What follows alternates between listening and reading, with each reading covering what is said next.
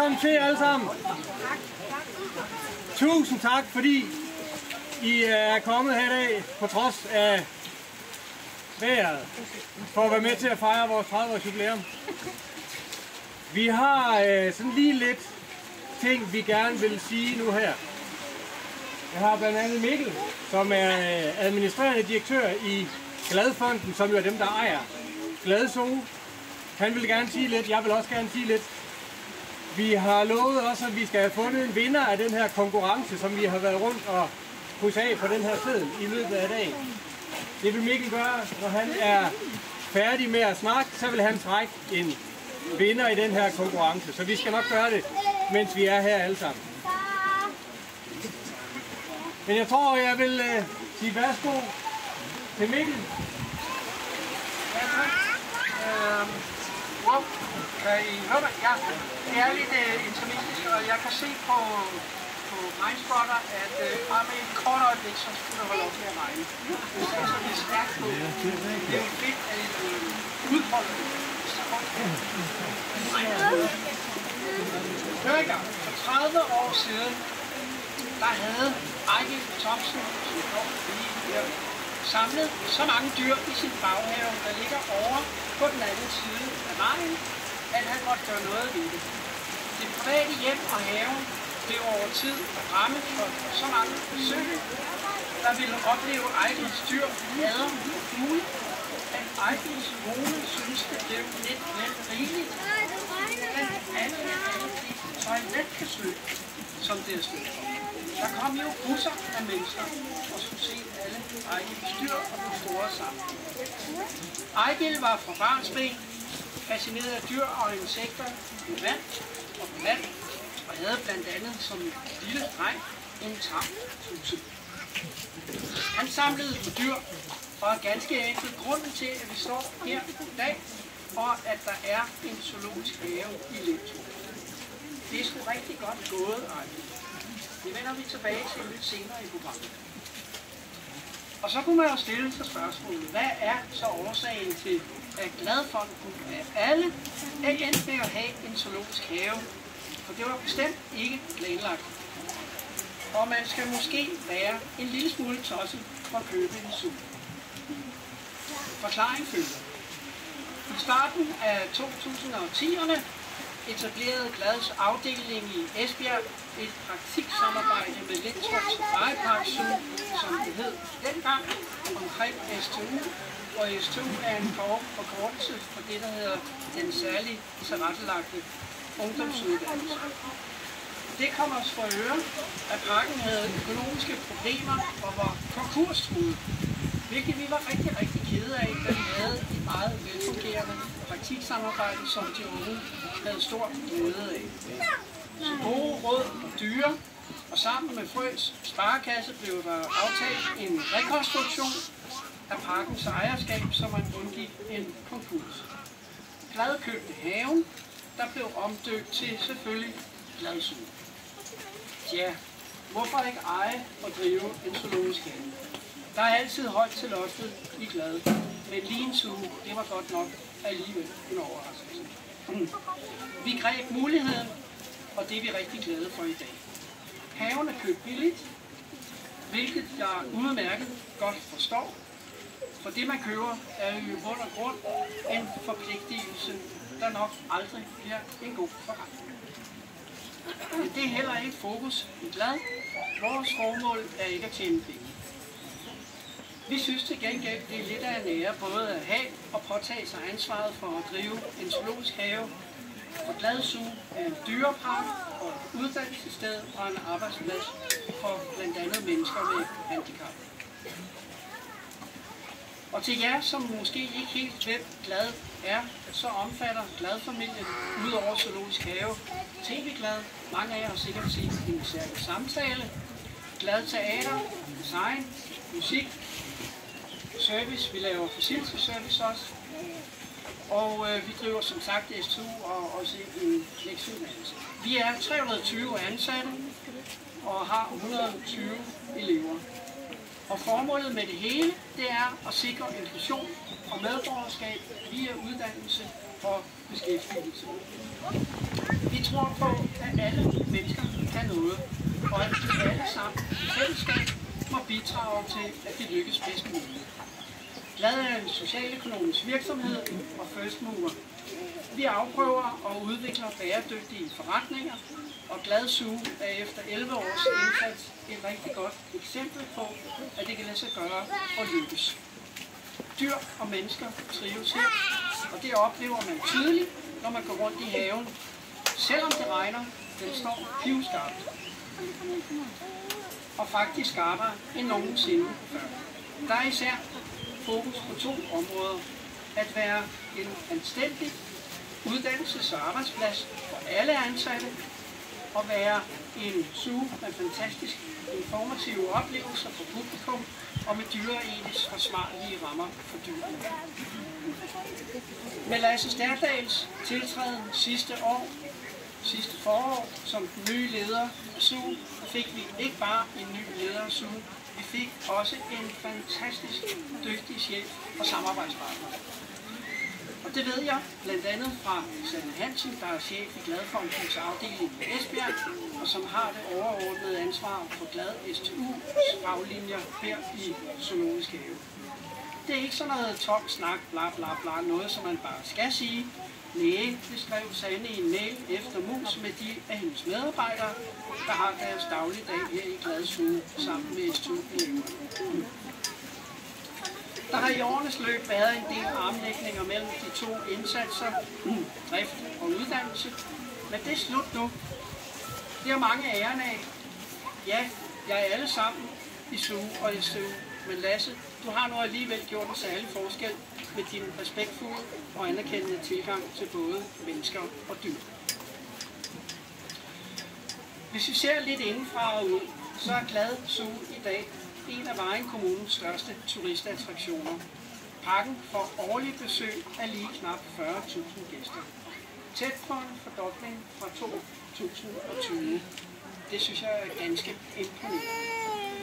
Glad Zoo har også høstet en del priser og anerkendelser, som bidrager til den øgede opmærksomhed. I 2020, måske har I set det, producerede og sendte TV Syd dokumentarserien Ualmindelig Glad på 6 afsnit, hvor serien fik indblik i livet i Glad Zoo hos dyr og mennesker. Serien har selvfølgelig bidraget stærkt til at øge kendskabet til zoo. Under corona havde vi publikumsrekord fra 22.000 til 28.000 gæster, og det skyldtes jo blandt andet coronaslippet, der gjorde, at der var halv pris på entréen. Vores statsminister Mette Frederiksen var på besøg her i 2021. Hun var nysgerrig på uddannelse og beskæftigelse og kaldte efterfølgende i et interview Glad Zoo for intet mindre end en solstråle. Det var også det år, vi fik Udvikling Vejens turismepris, og Udvikling Vejens komité begrundede prisen med den øgede dyrevelfærd, den evige søgen efter den næste potentielle gæst, samspillet med de andre turismeaktører og det sociale arbejde, der bliver gjort i virksomheden. I 2022 fik Glad Zoo Vejen Kommunes handicappris for, som det hed, jeres evne til at skabe arbejdspladser til særligt de. Og så må jeg også lige nævne den enorme mediedækning, vi fik i påsken 23, hvor Glad Zoo blev landskendt for, gætte det, en løslummen kænguru. Aldrig nogensinde har Glad fået så meget mediedækning. Det var helt vildt. Og denne her kænguru var meget, meget svær at finde. Det tog flere dage. Endelig blev den fundet. Det var et held, men det var faktisk synd for kænguruen, og det var nødt til at lade livet. Sådan går det. Og sidste år fik vi også den ære at komme på motorvejskortet med et flot skilt, der viser vej til Glad Zoo. Og det er altså stort, selvom det bare er et skilt. Og hvordan ser fremtidens zoo så ud? Ja, det er og bliver fortsat en meget spændende rejse. Hvor man befinder zoologiske haver sig om nogle år med et øget fokus på dyrevelfærd og natursyn under tiltrængt forandring. Det er ikke godt at vide, men umådeligt spændende at være en del af. Jeg synes, vi står et fantastisk stærkt sted med en stærk dagsorden og en robusthed forankret i et dedikeret og fagligt rigtig dygtigt personale, til lige med en masse og støt stigende antal trofaste gæster, der med deres besøg støtter og anerkender Gladsaxe. Jer, der er her i dag. Og så har vi også en række venner og engagerede mennesker, som der skal lyde et kæmpestort tak til. Det omfatter blandt andet, det kan være, jeg glemmer nogen, det er ikke med vilje, kommuner og samarbejdspartnere bredt, fonde, blandt andet Lagt Vejen, MTHP-fonden, Brandkassefonden Sydvest, Frø Sparekasse, Sparinvest, Power Weekend Lintrup, og der er sikkert flere. Den lokale opbakning i og omkring Lintrup gennem rigtig mange år. Vi har lige nødt et kagebord fra Gladsaxes venner. Tusind tak. Og Glad Esbjerg, der er en tæt samarbejdspartner i daglige. Personalet selvfølgelig i SU, både dem fra Esbjerg og herfra, og selvfølgelig også STU-eleverne, praktikanterne og alle de frivillige. Og endelig, og ikke mindst, direktør Hanne Jensen, som har det helt overordnede ansvar. Han står der på Gladsaxe, og som med sikker og rolig hånd for det hele til at gå op i en højere. 30 år, det er voldsomt flot, uden Ejgil. Og til sidst hans utålmodige kone, hvor der aldrig skete. Hun blev så træt af alle de dyr, som Ejgil slæbte hjem, at han var simpelthen nødt til at finde på noget. Så tak for det. Og som jo ikke er her, men vi sender hende en politik. Meget er sket i tidens løb, meget venter forud, og drømme er der nok af. Vi kan desværre ikke give jer en pandabjørn. Den er gået til Zoo i København. Ej heller et nyt kioskområde. Det er lidt dyrere, end vi lige har råd til. Eller et anlæg til aberne. Så I må nøjes med noget mere jord, som kommer trillende lige her.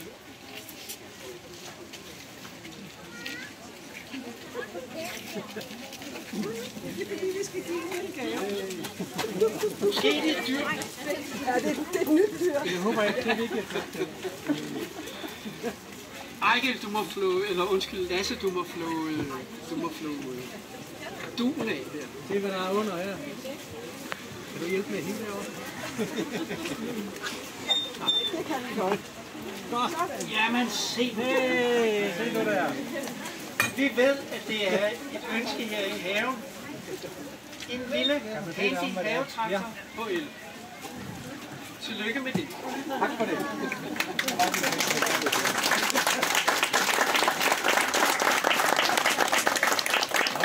Og Ejgil, du får ikke en havetraktor, men vi ved, du godt kan lide vin. Og her er noget dejligt vin. 1000 Stories. Jeg tror, du kan lave et tillæg på et stykker. Tak for alt det, som du også har ydet. Og du har jo også stadigvæk den daglige gang her. En kæmpe fornøjelse. Det passer fint. Det er også mig, der slår dig. Så kan du stoppe op ind imellem. Jeg synes, inden vi lige går videre, at vi skal lave et trefoldigt hurra for Gladsaxe, for personalet, for alle jer, der er her, for gæsterne, de frivillige, dem, der støtter rundt omkring. Gladsaxe, længe leve! Hurra! Hurra! Hurra! Og så er det Lange! Hurra! Godt så. Så skal vi til noget af det, der er rigtig spændende. Vi har jo en lodtrækning. Og en del af jer har måske udfyldt et lille stykke papir, hvor man skulle gætte, hvilke dyr der på af de dyr, der er på tegningen, som der er her i Gladsaxe. Og det er der jo en hel del, der er bidraget til. Og der er en første præmie. Hvad hedder det dyr der? Det er en lemur. En lemur. Lemur. Og så har vi 2 ekstra gaver også. En Der er en malbog, og vi har en nøglering. Ja, der er en Så vi der trækker er 3. 3 gaver. Jeg har fået en stor ære at trække den. Men jeg vil faktisk bede om noget hjælp fra En ung mand, det kunne være dig, hvis du er frisk på det. Så tager du nogen og kigger på det. Så meget. Tak. Det er stående. Og så må vi håbe, der er skrevet navn på. Lemuren går til Elva, der er 10 år gammel. Elva, hvor er du henne? Elva, Hej så. Det er... Ja, Elva er her, men hun sidder i kylderstol og er lige gået ud i siden. okay. Vi venter bare lige til Elva kommer. Men... Ja, jeg ved ikke, om jeg kan få hende ud. Det er hendes lille søster, der er her. Okay, skal vi vente lidt, eller skal vi... Nej, jeg synes, det vil være lettest, fordi hun sidder i sin kylderstol. Ved du hvad? Vil du så som søster være så sød og give Elva denne her og ønske hende tillykke? Og i øvrigt også tak for, at I kom og besøgte Gladshus.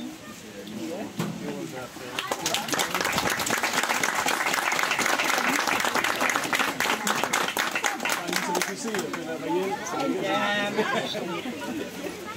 så skal vi have trukket...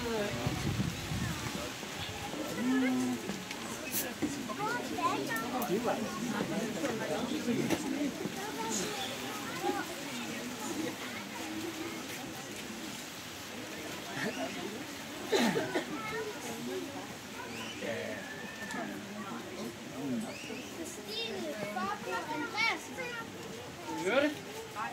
Christine Forborg eller Forbur Andresen, og alderen er 8 år. Der var du.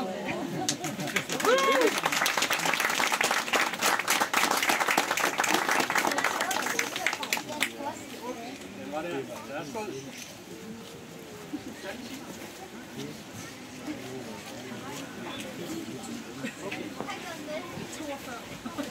Tak.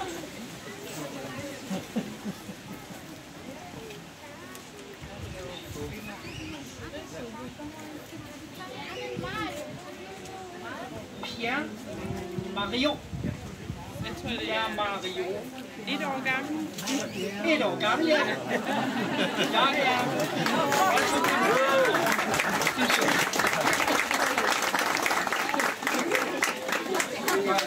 Det vil gå da godt i livet. Vi glæder os til at være søfast gæst her.